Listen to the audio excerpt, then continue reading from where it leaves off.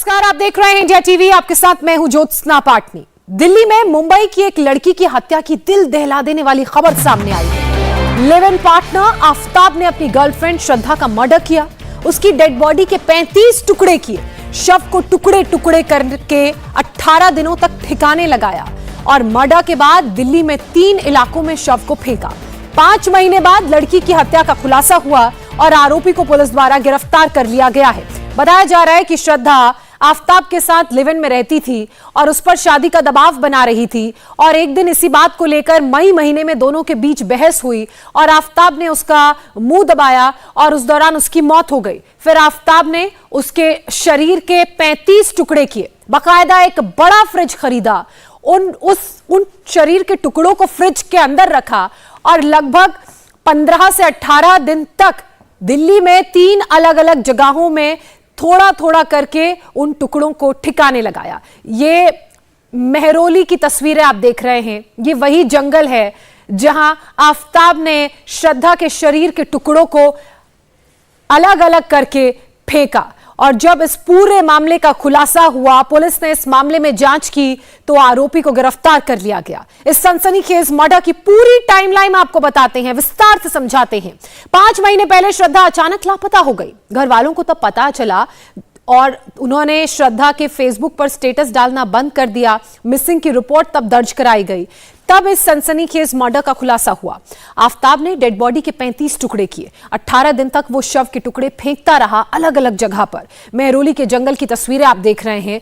3 अलग अलग जगहों पर यहां श्रद्धा के शव के टुकड़े फेंके गए और 18 दिन का वक्त आफताब को इस पूरे कार्य में लगा। तो ये पूरी टाइमलाइन आपके सामने है। दरअसल जब श्रद्धा ने अपने फेसबुक की टाइमलाइन पर पोस्ट करना बंद कर दिया तो घर वालों को शक हुआ, परिवार वालों को संदेह हुआ कि कुछ गड़बड़ है। उन्होंने पुलिस में शिकायत दर्ज कराई और पुलिस में शिकायत दर्ज कराने के बाद इस पूरे मामले में जांच की तो सच सामने आया। मेहरौली के जिस जंगल में आफताब ने श्रद्धा की डेड बॉडी के टुकड़े फेंके, वहां इंडिया टीवी की टीम पहुंची। कुमार सोनू ने वहां से एक रिपोर्ट तैयार की है, आप सबसे पहले वो देखिए। दक्षिणी दिल्ली के मेहरौली में तकरीबन 6 महीने पहले अपनी लिव इन पार्टनर की हत्या कर उसके शव के 35 टुकड़े कर 18 दिनों तक उन टुकड़ों को मेहरौली के जंगलों में फेंकने वाले श्रद्धा के live in partner Aftab Poonawalla को दिल्ली पुलिस ने गिरफ्तार कर लिया है। दरअसल इस खुलासे के बाद कई सनसनीखेज चौंकाने वाले खुलासे भी आफताब ने किए हैं। आफताब के मुताबिक जो दिल्ली पुलिस के सूत्रों से हमें पता चला कि आफताब ने पूछताछ में बताया कि श्रद्धा और आफताब मुंबई में एक कॉल सेंटर में काम करते थे, जहां से दोनों के बीच नजदीकियां बढ़ी और दोनों के रिश्तों को श्रद्धा के घर वाले पसंद नहीं करते थे, जिसके चलते श्रद्धा आफताब के साथ दिल्ली के मेहरौली इलाके में आकर किराए के मकान में रहने लगी और लगातार श्रद्धा जो है वो आफताब पर शादी का दबाव बना रही थी, जिसके चलते 18 मई को आफताब और श्रद्धा के बीच में जबरदस्त झगड़ा हुआ और उसी झगड़े के दौरान जब श्रद्धा चिल्ला रही थी तो आफताब ने उसका मुंह दबाया, जिसके चलते उसकी मौत हो गई। जिसके बाद आफताब इतना घबरा गया कि उसके शव को ठिकाने लगाने की उसने सोच ली, जिसके बाद आफताब ने उसके शव के 35 टुकड़े किए और 18 दिनों तक मेहरौली के इसी जंगलों में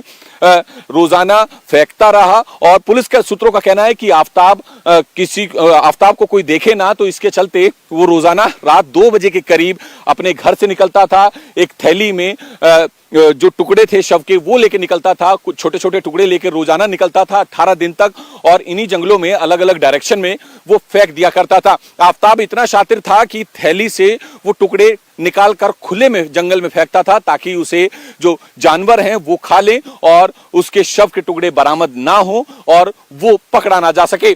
लेकिन जब श्रद्धा ने अपनी फेसबुक पेज पर पोस्ट डालनी बंद कर दी तो उसके दोस्तों को शक हुआ और उसके बाद उसके दोस्तों ने उसके परिवार वालों से संपर्क किया, जिसके बाद श्रद्धा के पिता को भी शक हुआ और श्रद्धा के पिता ने मुंबई पुलिस से संपर्क किया, महाराष्ट्र पुलिस से संपर्क किया।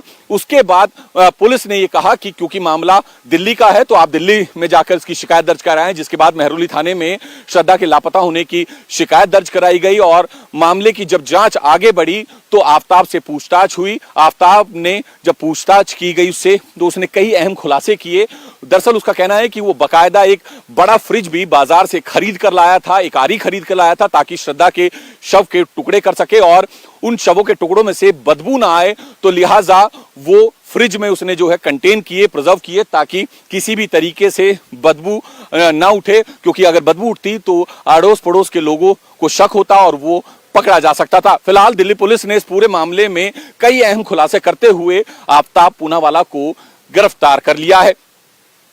कैमरामैन संजीव राणा के साथ कुमार सोनू, इंडिया टीवी, दिल्ली। श्रद्धा और आफ्ताब मुंबई के कॉल सेंटर में काम करते थे। घर वालों के विरोध की वजह से दिल्ली में आकर लिव इन में रहने लगे थे दोनों। 18 मई को दोनों के बीच झगड़ा हुआ। आफ्ताब ने श्रद्धा का मुंह दबाकर उसका मर्डर कर दिया। आफ्ताब ने श्रद्धा का मर्डर कर उसके शव के टुकड़े किए। बदबू ना आए इसलिए फ्रिज भी खरीदा और उसके शव के टुकड़े उसी फ्रिज में रखे। 18 दिन तक शव के टुकड़े मेहरौली के जंगल में वो फेंकता रहा। और ये पूरी टाइमलाइन आपने कुमार सोनू की रिपोर्ट के जरिए भी समझी कि किस तरह से आपराधिक गतिविधि को अंजाम दिया गया। आफ्ताब ने श्रद्धा को मारकर शव के 35 टुकड़े क्यों किए, उसकी वजह जान लीजिए।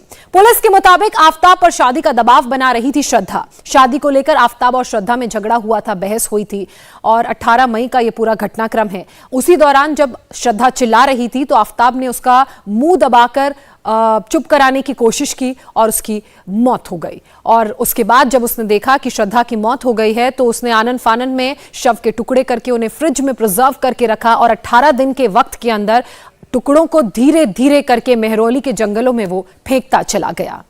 कुमार सोनू हमारे सहयोगी इस वक्त हमारे साथ जुड़ चुके हैं। कुमार सोनू, पुलिस को आफ्ताब से पूछताछ में और क्या कुछ पता चला है? क्या आफ्ताब कहां का रहने वाला है और क्यों नहीं उसने इस पूरे मामले में खुद सरेंडर करने की कोशिश की और किस तरह से उसने फ्रिज खरीदा, कहां से खरीदा और कैसे इस पूरी वारदात को अंजाम दिया? देखिए, दरअसल 6 महीने पहले की बात है। 18 मई को दोनों के बीच झगड़ा हुआ, जबरदस्त झगड़ा हुआ, जिसके बाद क्योंकि झगड़े के दौरान श्रद्धा चिल्ला रही थी तो उसका मुंह दबाया गया, जिसके चलते उसकी मौत हो गई। लेकिन आफ्ताब का आप शातिरपन देखिए, इतना शातिर था वो कि उसने तुरंत जो है इस बात की जानकारी पुलिस को देने की बजाय उसके शव को छुपाया। उसके बाद बाजार से एक महंगा बड़ा फ्रिज खरीदा ताकि जो है उसके शव के टुकड़ों को उसमें प्रिजर्व कर सके, उसमें कंटेन कर सके और बदबू जो है वो बाहर तक ना जाए, अड़ोस पड़ोस के लोगों को ना पता चले, क्योंकि अड़ोस पड़ोस के लोगों को अगर बदबू आती तो शक जो है आफ्ताब पर जाता और वो पकड़ा जा सकता था। तो लिहाजा उसने ये भी तैयारी की, प्लान बनाया कि अगर वो इकट्ठे जो है शव के टुकड़ों को लेकर जाएगा तो किसी को भी शक हो सकता है। तो लिहाजा वो 18 दिन तक शव के छोटे छोटे टुकड़ों को जो है थोड़ी थोड़ी मात्रा में एक थैली में डालकर मेहरौली के इन्हीं जंगलों में फेंकता रहा। मैं आपको पहले ये तस्वीरें भी दिखा दूं। स्पॉट की ये तस्वीर है वो जहां पर जिन जंगलों में वो फेंक रहा था। और सबसे बड़ी बात कि आफ्ताब का शातिरपन यही नहीं रुका, वो जब यहां जंगल आता था तो थैली को फेंकता नहीं था, थैली में से शव के टुकड़ों को निकालकर अलग अलग डायरेक्शन में फेंकता था ताकि जो जंगल में जानवर हैं, जो जंगली जानवर हैं या कुत्ते हैं, वो उसको खा ले शव के टुकड़ों को और वो पकड़ा ना जाए। लेकिन जब लगातार परिवार, क्योंकि श्रद्धा के फेसबुक पेज को फॉलो करता था, उसके दोस्त उसे फॉलो करते थे, तो उसके दोस्तों ने देखा कि श्रद्धा की कोई भी पोस्ट जो है वो नहीं आई है, श्रद्धा का फोन नहीं मिल रहा है। जिसके बाद उसके दोस्तों ने उसके परिवार वालों से संपर्क किया।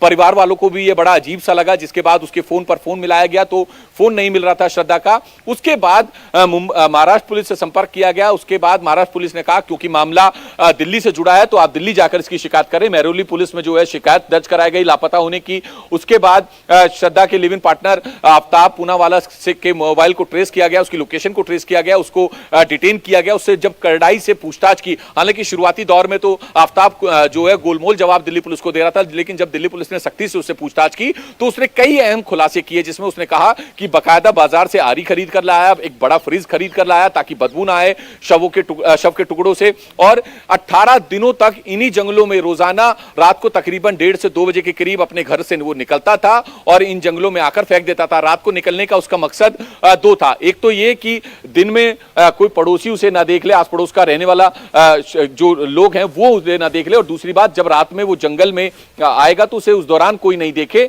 तो इसलिए वो रात में आता था। तो ये तमाम ऐसे बड़े कारण हैं। फिलहाल दिल्ली पुलिस ने इसे गिरफ्तार कर लिया है और अब अभी जो है उससे पूछताछ की जा रही है। इसमें कई अहम खुलासे खुलासे और भी हो सकते हैं, लेकिन पुलिस सूत्रों का कहना है कि अच्छा कुमार सोनू, किस तरह के और अहम खुलासे होने की उम्मीद है? और इस बात से भी इनकार नहीं किया जा सकता है कि बहुत ही शातिर तरीके से उसने इस हत्या की वारदात को अंजाम दिया और उसके बाद उसने सोचा कि अगर वो इस तरह से क्रिमिनल कॉन्स्पिरेसी रचकर श्रद्धा के शव के टुकड़ों को इधर उधर ठिकाने लगाएगा तो पुलिस उसे पकड़ भी नहीं पाएगी।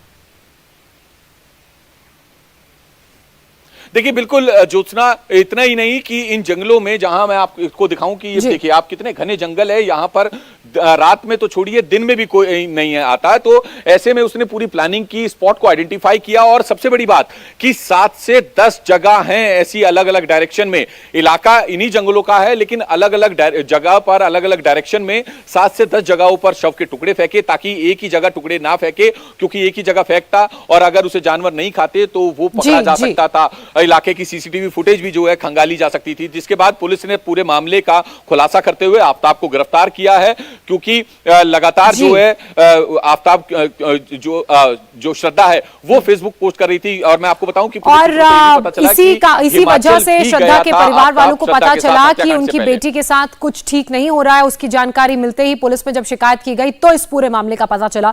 बहरहाल बहुत शुक्रिया कुमार सोनू आपका तमाम जानकारी के लिए। आगे भी आपसे अपडेट्स लेते रहेंगे, नजर बनाए रखेगा। फिलहाल शुक्रिया। इंडिया टीवी हर वक्त हर जगह डाउनलोड करने के लिए सर्च करें India TV news Google play store या ऐप स्टोर पर।